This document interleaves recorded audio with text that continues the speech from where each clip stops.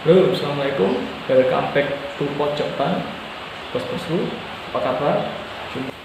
Hari ini Pojok Ban mengulas tentang ban dalam lagi ya, bosku. Masih banyak sekali yang kemarin bertanya tentang masalah ban dalam, khususnya ukuran ban dalam, tentang ukuran mana yang pas untuk digunakan untuk motor kesayangan kita, baik motor matic maupun motor bebek. Kali ini saya mau mengulas tentang ban merek IRC, ban dalam merek IRC. Banyak sekali sebenarnya ban dalam bermerek yang beredar di pasaran. Kenapa saya tertarik mengulas lebih dalam tentang ban dalam IRC?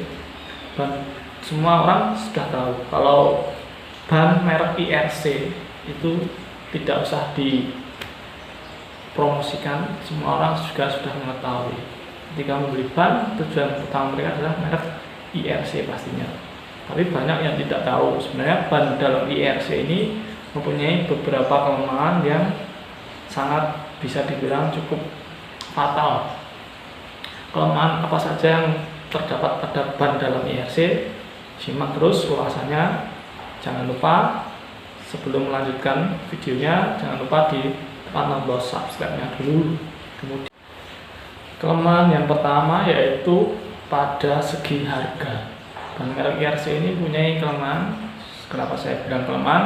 Karena ban IRC ini bisa dibilang harganya cukup mahal. Untuk ban dalam sendiri IRC harga di pasaran sekarang itu, kalau ban belakang itu maupun matic maupun bebek itu sekarang harganya di kisaran 45 sampai 50 ribuan. Itu harga pas ongkos pasang ya. Mungkin di daerah lain bisa lebih, bisa sampai 60 ribuan. Untuk ban depannya sendiri itu IRC harga pas pasang di karangan tambal ban itu sekitar 40 ribuan ban depan untuk IRC, dan dalamnya itu harganya sekarang kurang lebih sekitar 40 ribuan. Jadi kelemahan pertama dari ban IRC itu dari segi harga. Harga itu relatif ya. Kelemahan terberat atau kelemahan terbesar dari ban IRC itu di sini, di poin ini. Ban IRC itu mempunyai banyak sekali sambungan seperti ini, garis-garis seperti ini, sambungan di sini. Ini juga merupakan sebuah garis, entah ini sambungan atau memang modelnya seperti ini.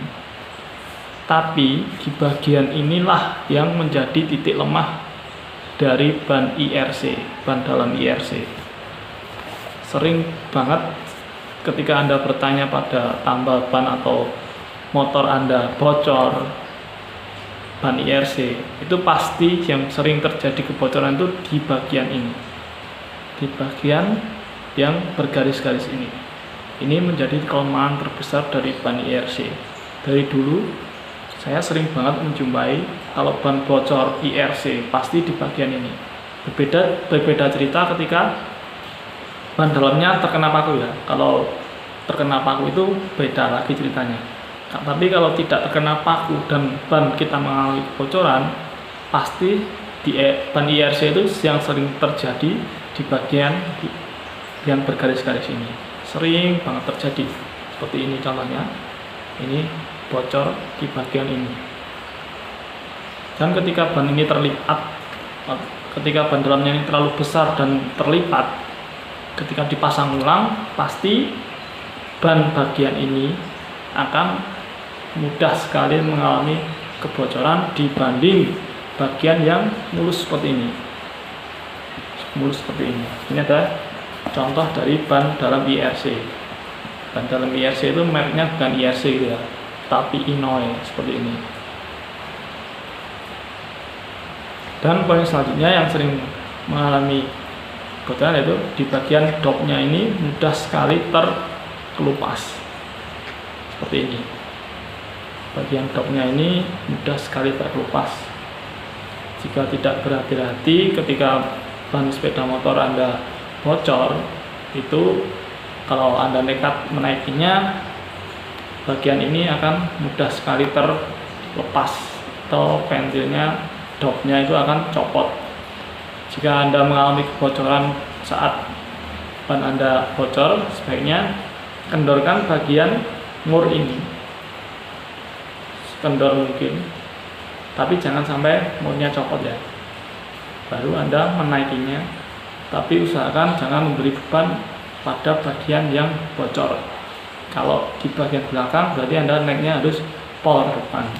Kalau bagian depan, usahakan menaikinya agak mundur ke belakang supaya tidak memberi beban lebih pada bagian ban yang bocor, biar tidak mudah mengalami masalah seperti ini.